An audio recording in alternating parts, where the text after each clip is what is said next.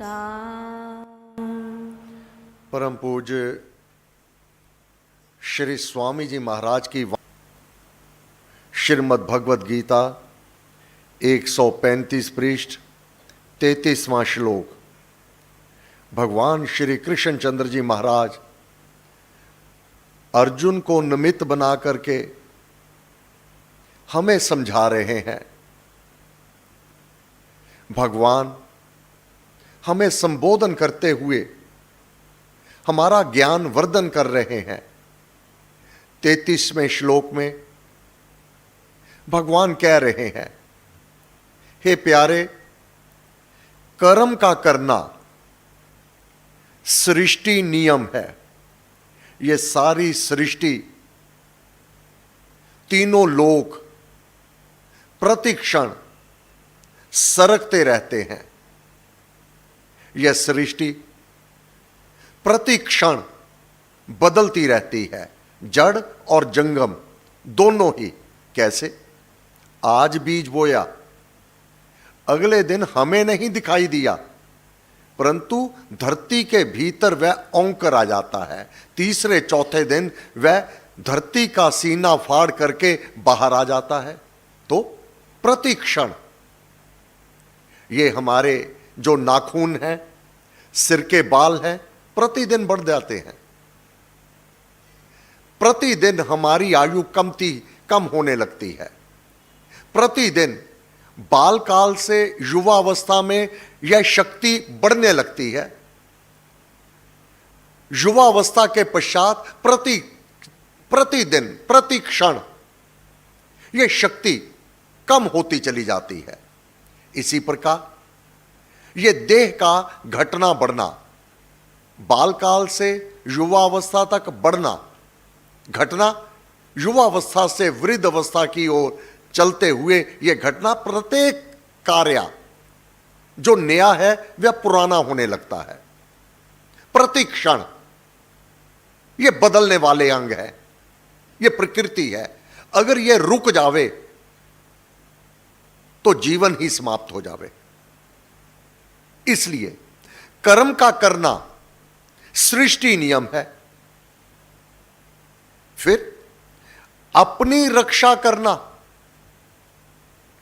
प्राणी मात्र में स्वभाव से पाया जाता है। यहां मनुष्य नहीं कहा, प्राणी, जिसमें भी प्राण है। एक पशु, पक्षी, छोटा सा कीड़ा भी उसको मारने की कोशिश करता है कोई, तो वह अपनी जान बचाने को भागता है। जो भी देह प्राप्त हो जावे, जिसमें आत्मा चला जावे, उसकी रक्षा करना यह स्वभाव से ही है। वह भोगजूनी है, परंतु उसी से प्रेम हो जाता है। यह प्रकृति का नियम है। इसका निग्रह भला कोई कौन क्या करेगा?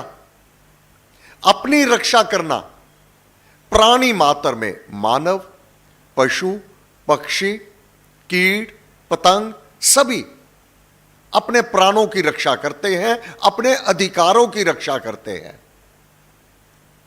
एक मृगी कितनी भीरू है, माता हिरन अपने बच्चों को सिंह के सम्मुख देखते हुए निर्भयता से सिंह के सम्मुख आन खड़ी होती है अपने बच्चों की रक्षा के लिए। एक ही वार में सिंह उस मादा हिरन को फाड़ देता है, मार देता है। परंतु इनका स्वभाव क्या है? जब इनको भूख लगी होती है तभी आक्रमण करते हैं। एक शेर चीते को भी अगर उसका पेट भरा हुआ है तो किसी को भी वह हानि नहीं पहुंचाता। मां हिरन ने अपने प्राणों की आहुति दे करके उसके पेट की आग बुझा दी, परंतु अपने बच्चे की रक्षा कर ली। यह स्वभाव में है। पशु में, पक्षी भी अपने घोंसले में अपने अंडे और अपने बच्चों की किस प्रकार रक्षा करते हैं। यही स्वभाव मानव में भी है।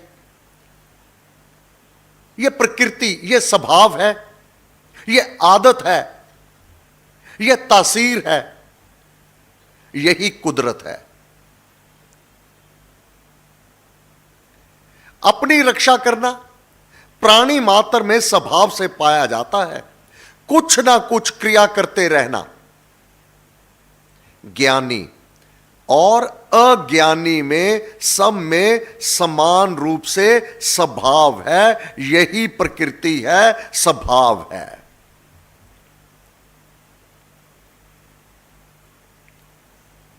यह जो अपनी अपनी प्रकृति है ना, भेद केवल इतना है, ज्ञानी की प्रकृति सत्वगुणी होती है, उसके कर्म शुभ होते हैं। अब 3 गुण में इस सृष्टि में, यह जो हम गुण लेकर आए हैं प्रारब्ध में, पिछले जन्मों में जैसा कर्म किया होगा, जैसी वाणी होगी, जैसा भी कर्मकलाप होगा, पहले तो वैसा ही जन्म व स्थान उसे प्राप्त हो जाएगा। यह निश्चित सिद्धांत है, यह प्रकृति का नियम है।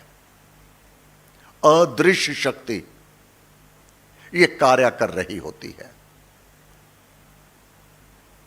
जैसा कर्म करे जन कोई, वैसे फल पाता है सोई। यह फल के रूप में हमें देह की प्राप्ति होती है। क्यों? जो बंधन है, लेना देना है, जो संबंध बनते हैं ना, उनके साथ हमारा बंधन होता है, वो चुकता करने होते हैं।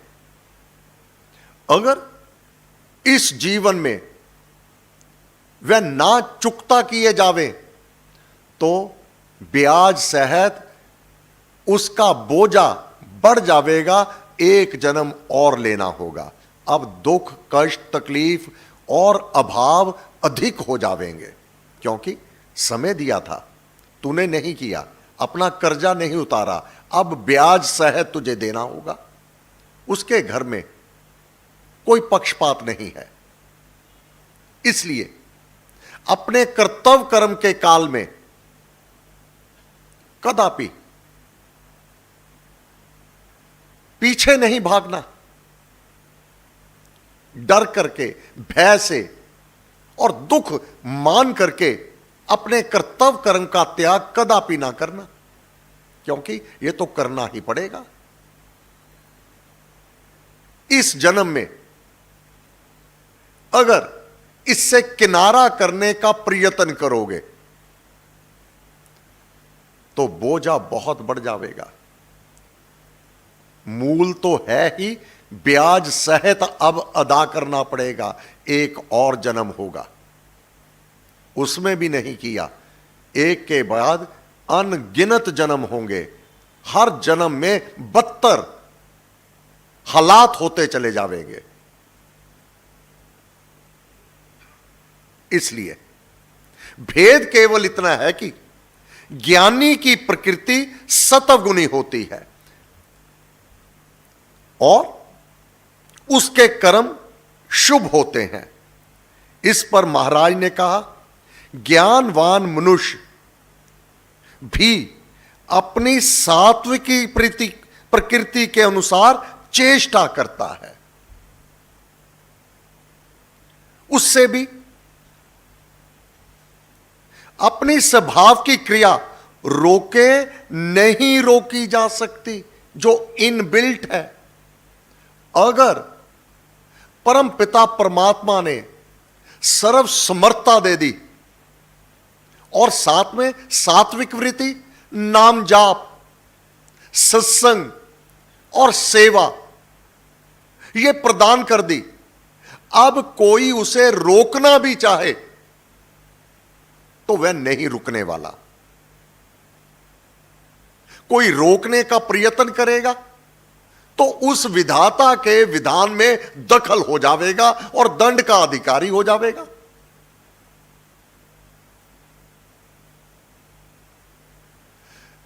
वह परम पिता परमात्मा अपनी सृष्टि को चलाने के लिए जो गुण देता है, फिर उसे शक्ति देता है, समर्थता देता है, यह तो लिया, लेकर वापस ना किया जावे तो चोर कहलाता है।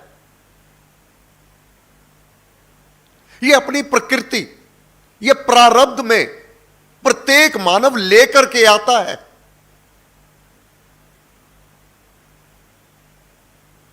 प्रारब्ध भोगे बिना छूटे नहीं शरीर, यह निश्चित सिद्धांत है।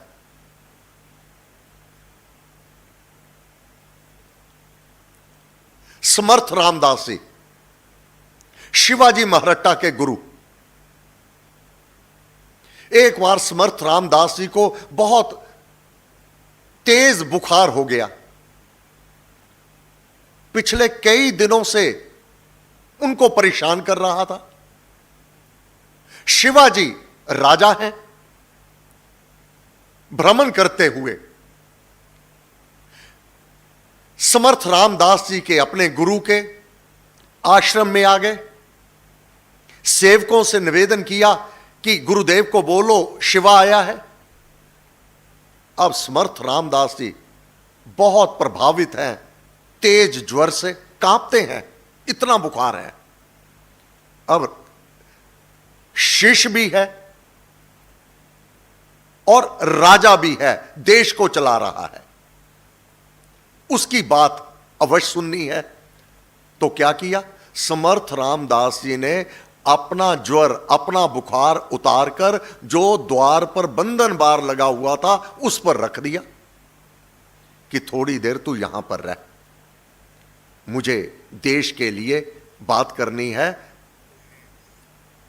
शिवाजी आ रहे हैं।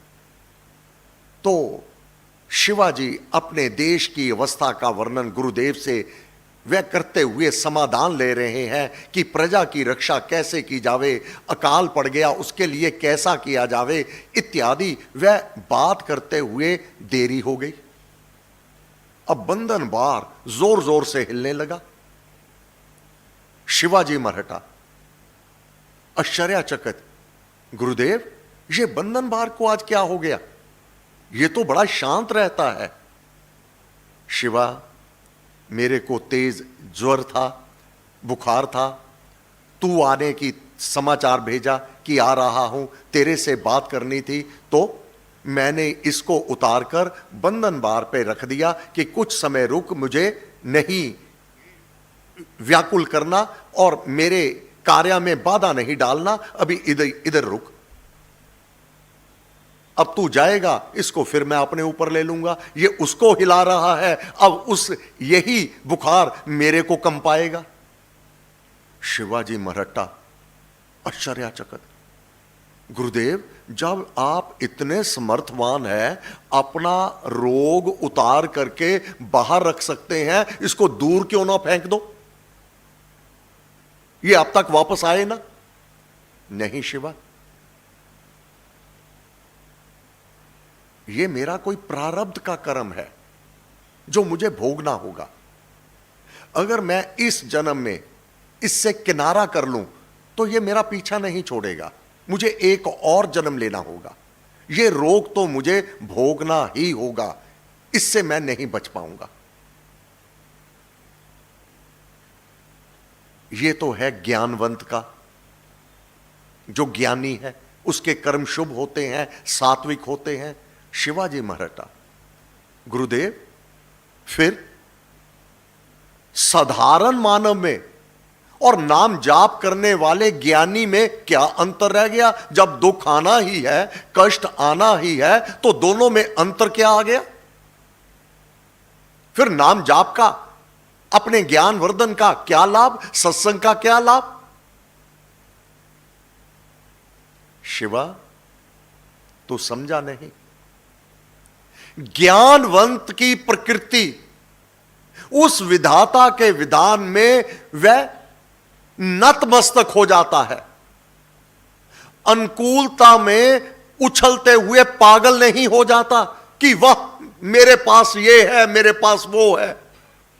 अनुकूलता में अपार धन दौलत में अभिमानी नहीं हो जाता, पागल नहीं हो जाता, और न्यूनता में छिन जाने पर दुखी नहीं हो जाता, व्याकुल नहीं हो जाता, और अपने किसी भी कर्म को त्याग नहीं देता। जबकि अज्ञानी जो इस अध्यात्म मार्ग पर नहीं है, थोड़ा सा अनुकूलता में कौन मेरे जैसा है, अभिमान उसके सिर पर जा बैठता है, और बिगड़ जावे हाथ पैर फूल जाते हैं। बस अंतर यह है दोनों में, जाप पाठ सत्संग, इसमें मानव अपनी समता को भंग नहीं होने देता।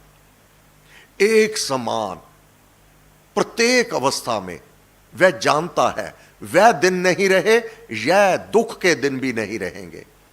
अनुकूलता वैभवता नहीं, अब यह दरिद्रता भी नहीं रहने वाली।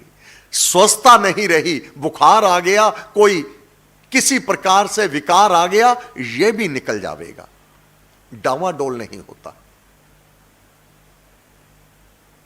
ज्ञानी और अज्ञानी, बस यही अंतर है, और यही परमात्मा की प्राप्ति में सक्षम है।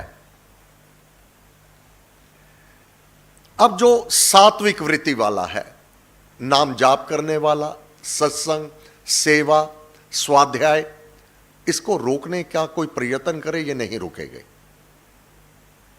और अज्ञानी को कितना भी उठा दो, उठो, सूर्य भी चढ़ गया, अब चलो नाम जाप कर लो, वो नहीं करेगा। क्यों? प्रारब्ध उसके ऊपर सवार है। अगर अपनी प्रकृति के विरुद्ध चलने का कोई प्रयत्न करता है, अदृश्य शक्ति उसे बाहर फेंकती है। अदृश्य शक्ति अपना कार्य करती है। अब भेद केवल इतना है, ज्ञानवान सात्विक वृत्ति वाला शीघ्रतम पतन की ओर नहीं जाता, जबकि अज्ञानी गुरुदेव कृपा से और श्री राम कृपा से अपनी प्रकृति को बहुत आसानी से बदल सकता है। अपनी आलस को, निरुद्दमता को और अनाप शनाप कार्य में समय व्यतीत करने को वह बहुत शीघ्रतम त्याग कर सकता है, और सतपथ पर चलने में वह सक्षम होता है। परंतु गुरु कृपा, गुरु की शरण और श्री राम शरण, यही माध्यम है अज्ञानी से ज्ञानवंत बनने तक। बहुत सरल है, परंतु अगर गुरु कृपा हो जावे, अगर गुरु कृपा नहीं है तो सात्विक कर्म भी मानव से नहीं होंगे। अगर वह छल से कपट से उन सभ्य साधुओं के कार्य में कोई दखल देगा तो अदृश्य शक्ति उसको वह दंड देगी, कोई ठौर ठिकाना नहीं रहेगा। सब प्राणी अपनी प्रकृति को प्राप्त होते हैं। जो दुष्ट है उनकी दुष्टता क्यों नहीं जाती? अभी उनको दंड भुगतने हैं। वे छल कपट करने वाले क्यों नहीं अपना स्वभाव छोड़ते? अब ऊपर से तो बहुत मीठे बन जावेंगे, किसी से उधार ले लेवेंगे, वाह वाह मैं आपको चुकता कर दूंगा जी, आप माल भेज दो जी। उनकी तासीर छल की कपट की समाप्त नहीं होती। क्यों? अभी उनको और दुख भोगने हैं, अभी उनका और बोझा अधिक होना है। वह हर्षित होते हैं, मैंने उसको धोखा दे दिया, मैंने उसे पछाड़ दिया, बल्कि वो ये नहीं जानता कि अदृश्य शक्ति मेरे से ये कुकर्म अधिक करवा रही है। अदृश्य शक्ति प्रकृति। क्यों? अब उसका समय भी पूरा करना है। किसी महापुरुष से वह अब इस प्रकार व्यवहार करेगा ताकि तीव्रतर गति से उसका बोझा बढ़ जावे, उससे दुष्टता करेगा। देखने में है कि महापुरुष को वह दुख दे रहा है, वास्तव में अपने पाप कर्म को बढ़ा रहा है वह, और तीव्रतर गति से बढ़ा रहा है, कोई ठौर ठिकाना नहीं रहता। और जो सात्विक वृत्ति का है, ज्ञान उपार्जन करना, ज्ञान को बांटना, यह इनबिल्ट है, यह विरासत में मिलता है। सेवा के कार्य में नहीं थकता। हां, अगर सेवा ना मिले तो वह निढाल निर्जीव सा बन जाता है। परम पूज्य श्री प्रेम जी महाराज हरिद्वार साधना सत्संग ब्रिजमोहन जी पकड़ करके उनको लेके आ रहे थे, परंतु संत बेदी जी जब सामने आए तो एकदम अपने आप को छुड़ा लिया और पीठ पे हाथ फेरने लगे। सभी आश्चर्यचकित कि प्रेम जी महाराज बिना सहारे के नहीं चल पा रहे, और अब कौन सी शक्ति है? ये महापुरुष, इनको जान लेना सबके बूते की बात नहीं होती। ये लीला पुरुषोत्तम होते हैं महापुरुष। जो कोई प्रारब्ध का है वह भोगना भी है, और जब सेवा का कार्य होता है और वह परमेश्वर का कार्य होता है, सभी अपने ऊपर जो प्रारब्ध हावी हो रहा होता है सबको दूर कर देते हैं। ये ज्ञानी, ये प्रकृति है ज्ञानी की। अज्ञानी उसी में घुल मिल करके मरता रहता है तिल तिल कि अब मैं क्या करूं, कैसे होगा, किस प्रकार से होगा। जो उपनिषदों के पाठ होने हैं ना, 29 सितंबर को पहला श्राद्ध है, पहला ही श्राद्ध होता है। जितने भी हमारे ऋषि मुनि हैं, महर्षि वाल्मीकि जी महाराज, परम पूज्य श्री स्वामी जी महाराज, जितने महापुरुष हुए हैं, पहला ही श्राद्ध उनके निमित्त होगा। तो उस दिन तो 1.5 घंटे का यहां सत्संग, शायद शुक्रवार है उस दिन तो पूरा 1.5 घंटे का यहां सत्संग होगा, और कठोपनिषद का पूरा पाठ होगा, भजन कीर्तन होगा। आज तक तो गुरु महाराज से मांगा, देवी देवताओं से मांगा, उनको बदले में दिया क्या हमने? उनके निमित्त पाठ होगा। ये हमारा उनसे जो लिया हुआ है कर्जा वापस करना होगा। अगर लिया हुआ वापस नहीं करेंगे तो देना तो पड़ेगा। इसी प्रकार जो बाकी के श्राद्ध हैं, सभी जब यहां पर प्रातःकाल पाठ होगा, सभी अपने अपने पूर्वजों के निमित्त उस पाठ को अर्पित करेंगे। वो कहीं नहीं गए हैं, केवल शरीर से बाहर हुए हैं। वह आत्मा अमर सत्ता है, वह हमें देखते हैं हम क्या कर रहे हैं, और हमारा यह पूजन उनको तृप्ति देने वाला होगा। अगर हमसे जाने अनजाने में कोई त्रुटि हुई होगी तो वह क्षमा अवश्य मेव कर देवेंगे, और बाधा विघ्न जीवन से दूर हो जाएगा। उनको संतुष्ट करने के लिए यह कठोपनिषद का पाठ आत्मा के लिए है, निर्वाण धाम की प्राप्ति के लिए है। अपना तो कल्याण करेंगे ही, अपने पूर्वजों का जो कर्जा है वह भी उतारेंगे। फिर अंतिम 14 अक्टूबर को, यस 14 अक्टूबर को अंतिम श्राद्ध होगा। उस दिन अगर किसी को अज्ञानवश नहीं पता कि मेरे माता पिता का, पूर्वजों का कौन से दिन का श्राद्ध बनता है, तो वो एक दिन निर्धारित है हमारे शास्त्रों में। उस दिन किया हुआ जाप पाठ अपने अपने पूर्वजों को नमन कर करके, उनको तृप्त करके, उनके आशीष प्राप्त कर लेना। उस दिन भी 29 सितंबर को भी 1.5 घंटे की सभा होगी, और 14 अक्टूबर को भी यहां 1.5 घंटे की सभा होगी, विशेष सभा होगी। यह पहली दफा होगी। ये इसमें हमारे ऊपर जो कर्जा है वो हमें उतारना है। यह जीवन बंधन है हमारे ऊपर, लेना देना पूरा करना है, इस जीवन में ही हम कर लेंगे। तो श्राद्धों में ये कोई जो हमारे शास्त्रों में वर्णित है, इसको यूं ही नहीं समझ लेना और इसमें अज्ञानतावश कोई शुभ कर्म नहीं करना, कोई नई चीज नहीं खरीदनी। ये किसने किया? जो हमें अपने इन शास्त्रों से दूर करना चाहते हैं, जो हमारी उन्नति में प्रमुख है, उससे दूर करना चाहते हैं। सभी दिन शुभ है, तिथ वार ना जोगी जाने। जिस दिन भी शुभ कर्म किया जावे वही हमारे लिए पुण्य कर्म है, शुभ कर्म है और वही शुभ है। अपने स्वभाव के अनुसार चलते हैं, उसमें कोई निग्रह क्या करेगा? हठ से कर्म करना कैसे रोक सकेगा? ओम नमो भगवते वासुदेवाय नमः। ओम नमो भगवते वासुदेवाय नमः। मैंने कल ही दिल्ली 300 उपनिषद का और ऑर्डर दिया है। 74 उपनिषद ये सामने पड़े हैं।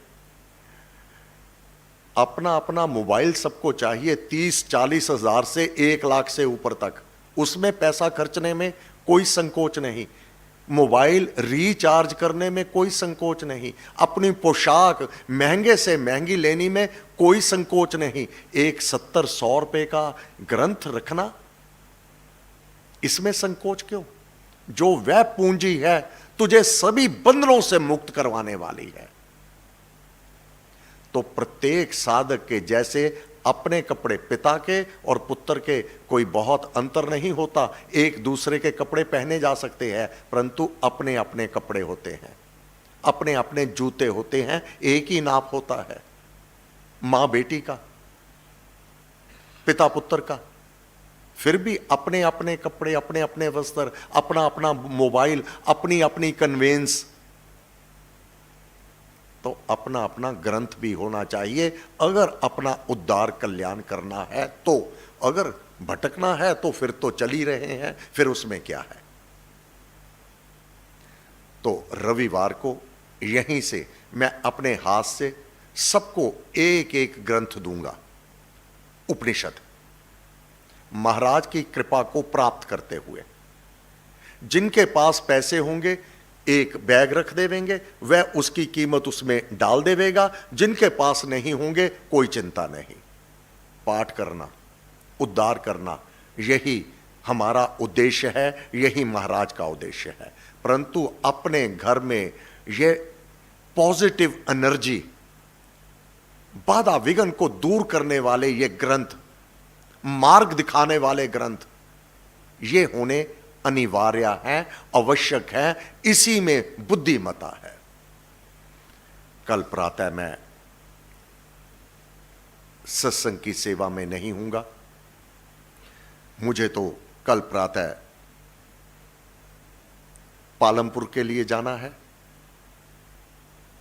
और शनिचरवार को मुही गांव, डिस्ट्रिक्ट कांगड़ा में, वहां प्रातः 2 घंटे का सत्संग, देर रात्रि वापस लुधियाना आ जाऊंगा। रविवार की सभा में मैं आपकी सेवा में स्वयं उपस्थित होऊंगा और रविवार को ही एक एक ये उपनिषद, जिनके पास पुराना उपनिषद है वो रखें, कोई चिंता नहीं। उसमें बहुत छोटी बारीक प्रिंटिंग है, उसको पढ़ना थोड़ा कठिन है। ये बड़ी कृपा की दिल्ली श्री राम शरणम श्री स्वामी सत्यानंद धर्म ट्रस्ट को कि उन्होंने बड़े अक्षरों में इसको और स्पष्ट रूप से प्रिंट करवा दिया और 74 ये पड़े हैं, 300 और पहुंच जावेंगे ताकि एक एक के पास अपना ये ग्रंथ हो। शिमला के जो सेवक हैं उनसे प्रार्थना करूंगा, शिमला, यमुनानगर और पटियाला, इसी प्रकार अमृतसर, यहाँ के जो प्रमुख सेवक हैं वो अपना ऑर्डर दे देवें, सभी लोगों को प्रेरणा दें। यह वह पूंजी है जो जन्म जन्मांतर तक ज्ञान वर्धन करके काम आने वाली है। तो हम सबका ये प्रथम कर्तव्य है, श्री स्वामी जी महाराज के ग्रंथों का प्रचार हो और घर घर में इसका पाठ हो ताकि सबका उद्धार और कल्याण हो। शिमला, पटियाला, यमुनानगर और अमृतसर ये सेवक अपना अपना कितने ग्रंथ चाहिए कृपया अपना ऑर्डर लुधियाना भेज दें ताकि उनके ग्रंथ भी डिस्पैच कर दिए जावें। जो न्यूयॉर्क से, यूएसए से कल का मैसेज है, स्वीडन से है और गुड़गांव से, दिल्ली से इत्यादि, चेन्नई से, हैदराबाद से, उन सब के ग्रंथ आज कोरियर से डिस्पैच हो जावेंगे। आप सबका हार्दिक धन्यवाद। शिव शक्ति मते परमात्मने श्री रामाय नमः। सर्वे शक्ति मते परमात्मने श्री रामाय नमः। सर्वे शक्ति मते परमात्मने श्री रामाय नमः। सर्वे शक्ति मते परमात्मने श्री रामाय नमः। सर्वे शक्ति मते परमात्मने श्री रामाय नमः। सर्वे शक्ति मते परमात्मने श्री रामाय नमः। सर्वे शक्ति मते परमात्मने श्री रामाय नमः। सर्वे शक्ति मते परमात्मने श्री रामाय नमः। सर्वे शक्ति मते परमात्मने श्री रामाय नमः। सर्वे शक्ति मते परमात्मने